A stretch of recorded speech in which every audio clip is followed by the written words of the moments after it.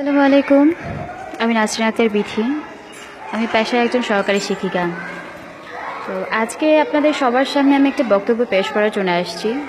এক কথায় বলতে গেলে প্রতিবাদ করার জন্য আসছি। আমি জানি না এটা আমার উচিত হবে কিনা, তারপর আমি একজন শিক্ষক হিসেবে এটা মেনে নিতে পারিনি। যেই কিছুদিন যাবত দেখছি প্রবাসীদের নিয়ে ফেসবুকে বলেন যোগাযোগ মাধ্যমের মধ্যে ছড়িয়ে গেছে প্রবাসীদেরকে বাঙালি মেয়েরা বিয়ে করতে চায় না কেন, বিয়ে করে না কেন, বা এই বিয়ে নিয়ে বা প্রবাসীদের নিয়ে একটা তুলফার একটা উঠে গেছে, একটা ঢেউ চলতেছে ফেসবুকে। তো সেটার বিপক্ষেও আমি কথা বলতে আসিনি, পক্ষেও আমি কথা বলতে আসিনি। যেটা সত্য, যেটা বাস্তব, সেই উপকরণটাই আমি তুলে ধরার চেষ্টা করছি। এই যে প্রবাসী ছেলেদেরকে নিয়ে যে এত কথা হচ্ছে, যেই মেয়েরা এই সমস্ত আলোচনা করছে, তারা কি আদৌ কোনো ভদ্র ফ্যামিলির মেয়ে, না তারা আদৌ কোনো দিন ভদ্রতা শিখেছে? আদৌ ভদ্রতা শিখতে পেরেছে কি তারা কি উচ্চশিক্ষায় শিক্ষিত হতে পেরেছে? আমার মনে হয় না। যেই প্রবাসীরা দিনের পর দিন, রাতের পর রাত কষ্ট করে টাকা উপার্জন করে দেশে পাঠাচ্ছে, মা বাবা ভাই বোনকে ফেলে, স্ত্রী সন্তানদেরকে ফেলে, যারা বিদেশ পাড়ি জমিয়েছেন, তারা আজ এই সমস্ত কথা শোনার জন্য পাড়ি জমিয়েছিলেন বা এই সমস্ত কথা শোনার জন্য পাড়ি জমাচ্ছেন? আমি এটা কখনোই মানতে পারবো না। আমি একজন নারী হয়ে কোনোদিন এটা মানতে পারবো না এবং পারিনি। সেজন্যই আজকে আমার এই ভিডিও দেয়া, যেটা হচ্ছে একজন পুরুষ তার স্ত্রী, তার সন্তান, তার মা বাবা ভাই বোন, পাড়া প্রতিবেশী, আত্মীয় স্বজন নিয়ে কাছে থাকতে চায়। সেই পুরুষ দিনের পর দিন, বছরের পর বছর, এমনও সময় চলে যায় তাদের যে তারা বৃদ্ধ বয়সেও এই দেশের বাইরে থাকে, প্রবাসে থাকে। কেন থাকে জানেন? তারা তাদের একমুঠো ভাত ভালো করে যাতে খেতে পারে, পড়তে পারে, সুন্দর করে চলতে পারে, তাদের ফ্যামিলি যেন সুন্দরভাবে চলতে পারে, সেই জন্য তারা প্রবাসে পাড়ি জমিয়েছেন। সেটা কি তাদের দোষ? সেটা কি তাদের অপরাধ? যে সমস্ত মেয়েরা এগুলো বলে বেড়াচ্ছে যে প্রবাসী ছেলেদেরকে তারা বিয়ে করে না, তারা বিয়ে করবে না, কেন? কিছু কিছু ফকিন্নির বাচ্চারা আছে, এটা আমি বলতে বাধ্য হইলাম, কিছু কিছু ফকিন্নির বাচ্চারা আছে যারা কখনো খাবার দুমুঠো ভাত জোগাড় করতে পারতি না, জীবনে ভাত খাওয়ার মতো যোগ্যতাও তোদের ছিল না, কামাই রোজগার করার মতো কেউ ছিল না বা নাই। সেই ফকিন্নির বাচ্চাদেরকে কিন্তু আজকে তালেবর বানাই দিছে এই প্রবাসীরা। ঠিক আছে, এই প্রবাসীরা তালেবর বানাই দিছে। যেটা হয়েছে, আমার মনে হচ্ছিল এই কথাগুলো বলা অতীব জরুরি, সেজন্য আমি আজকে এই কথাগুলো বলছি। আমি জানি না এটা আমার ভালো কিনা মন্দ, তবে আমি প্রতিবাদী। আমি বিশ্বাস করি যে প্রতিবাদ করা আমার একান্তই কর্তব্য। আমি একজন মেয়ে হয়ে আরেকজন মেয়েকে ছোট করছি না, আমি কোনো মা হয়ে আরেকজন মাকে ছোট করছি না, আমি একজন বোন হয়ে আরেকজন বোনকে ছোট করতে চাচ্ছি না। কিন্তু আমি এটাও মানতে পারিনি প্রবাসীদের নিয়ে যে এত কথা হচ্ছিল, সে কথাটা আমার মধ্যে খুব খারাপ লেগেছে, আমার শুনতেও খারাপ লাগছে। যেই প্রবাসীদের জন্য আজকে মেয়েরা পায়ের উপর পা তুলে খায়, এবং আজকে বিয়ে হলে কালকেই বলে আমাকে ফ্ল্যাট কিনে দাও, আমাকে বাড়ি করে দাও, আমাকে গাড়ি করে দাও, আমাকে মোবাইল দাও, আমাকে দামি ড্রেস দাও। আরে ব্র্যান্ডের দামি ড্রেস আর ভালো ভালো দামি হাই সোসাইটিতে চলা এবং দামি দামি সেট ইউজ করা, মোবাইল সেট ইউজ করতেছস কার কারণে ইউজ করতেছস? এই প্রবাসীদের কারণে ইউজ করতেছস। এই বাংলাদেশের প্রেক্ষাপটে আজকে আমি একজন সরকারি চাকরিজীবী, বাংলাদেশের প্রেক্ষাপটে কয়জন পুরুষ আছে যে তাদের স্ত্রীদের তাদের চাহিদা মতো চালাতে পারে? একমাত্র প্রবাসীরাই আছে যারা তাদের বউদেরকে উন্নত জীবন দান করেন, উন্নত জীবন দিয়ে রাখেন, এবং সেই প্রবাসীরাই ঠকেন। তাদের বউরাই স্বর্ণ অলংকার নিয়ে পালায় চলে যায়, এজনের হাত ধরে ওজনের হাত ধরে, ছেলে মেয়ে ফালাইয়া এভাবে চলে যায়। আমি আসলে এটা মানতে পারিনি।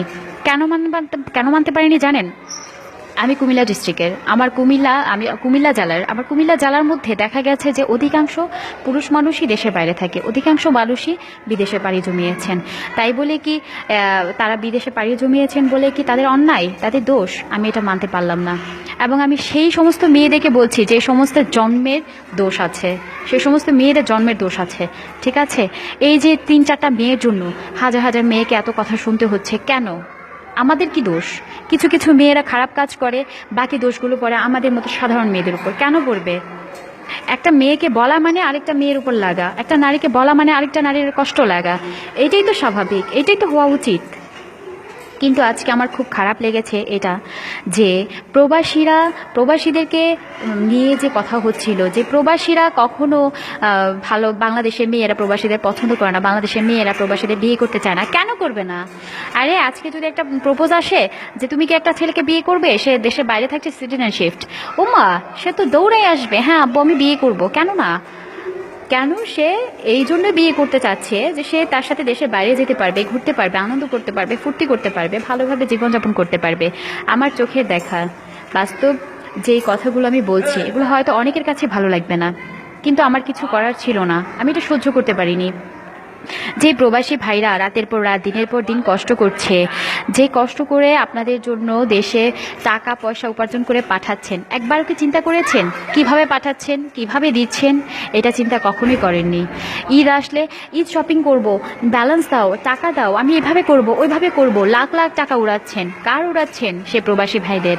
আরে ফকিন্নির মেয়েরা, ভাত খাওয়ার উপযুক্তও ছিলি না, ভাত খাবি যে সে প্লেটটাও তোদের ছিল না। কিছু কিছু ফ্যামিলি আছে যে ফ্যামিলির মেয়েরা মানে কি বলবো, যে আসলে এইখান থেকে ওইখানে যাবে, সে ভাড়াটা পর্যন্ত তাদের কাছে থাকে না। কিন্তু এই প্রবাসীদের মতো ভাইয়েরা, প্রবাসীদের মতো মানুষেরা এই তোদের মতো মেয়েদেরকে কিছু মানে জায়গায় উঠাইছে আর কি, সেজন্য আজকে এই কথাগুলো শুনতে হচ্ছে তাদের।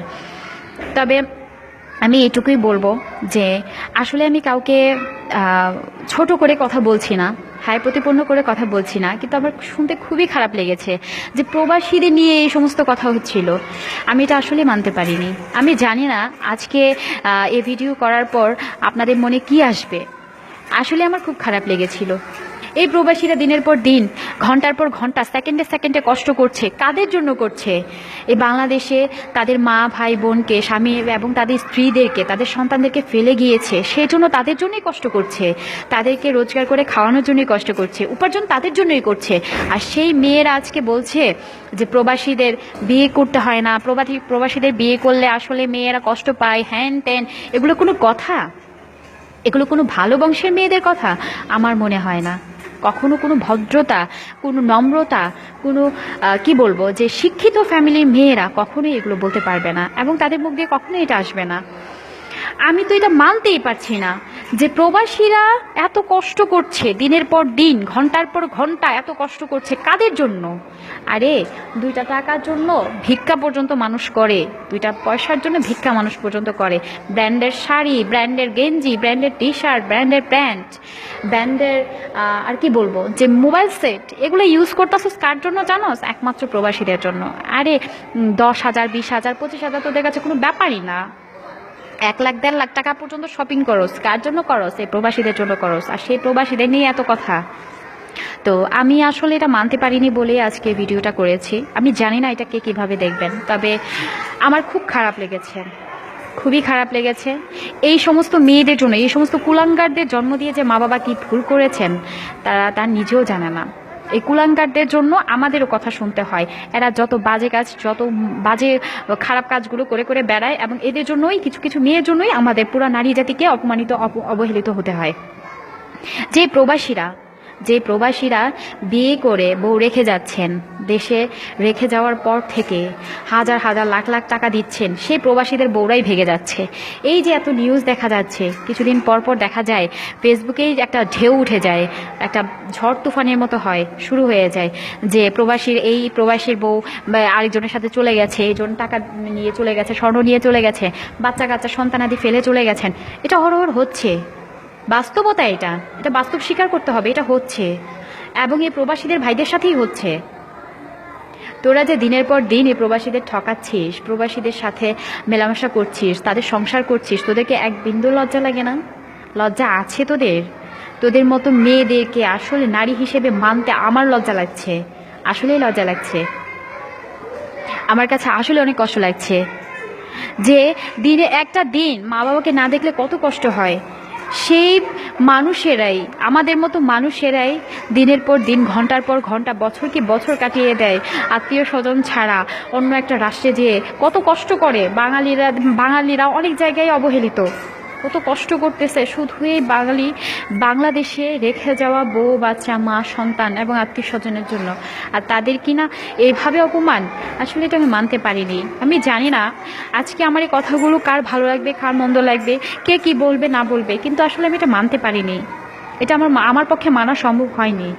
তো আমি আপনাদের সবার কাছে ক্ষমা চেয়ে নিচ্ছি যে আসলে আমি আজকে এই ভিডিওটা দিতাম না, আপলোড দেওয়ার কোনো ইচ্ছা আমার ছিল না, কিন্তু আসলে আমি বাস্তবতাটা থেকেই কথাগুলো বলেছি। আমি জানি না আপনাদের কেমন লাগবে বা কেমন লেগেছে। আমাকে সবাই ক্ষমার দৃষ্টিতে দেখবেন। আমি আপনাদের সবার কাছেই ক্ষমা চেয়ে নিচ্ছি, কারণ এই সমস্ত কথা বলা আসলে আমার উচিত ছিল না, কিন্তু আমি বুঝতে পারিনি এবং আমি সহ্যও করতে পারিনি। তো যে প্রবাসী ভাইরা আছেন, দেশের বাইরে আছেন, তাদের জন্য আমার অন্তঃস্থল থেকে তাদের জন্য আমার দোয়া রইল, শুভকামনা রইল। আপনারা অনেক ভালো থাকবেন, অনেক সুস্থ থাকবেন, এবং কে কি বললো না বললো এটা নিয়ে কখনো চিন্তা করবেন না, কারণ জীবনটাই হচ্ছে একটা যুদ্ধক্ষেত্র। এখানে যুদ্ধ করতেই হবে। এখানে সমালোচকরা থাকবে সমালোচনা করার জন্য, সমালোচনা করার জন্যই পেছনে পেছনে ঘুরে। অর্থাৎ তাদের সমালোচনা শুনে যদি আপনারা স্তব্ধ হয়ে যান, মন খারাপ করেন, কষ্ট পান, তাহলে তো জীবনে চলতে পারবেন না, এগোতে পারবেন না। আমি আমার পক্ষ থেকে আপনাদের সবাইকে জানাচ্ছি অকৃত্রিম ভালোবাসা, এবং সবার প্রতি রইল আমার অনেক দোয়া এবং শুভকামনা। সবাই ভালো থাকবেন। আল্লাহ হাফেজ।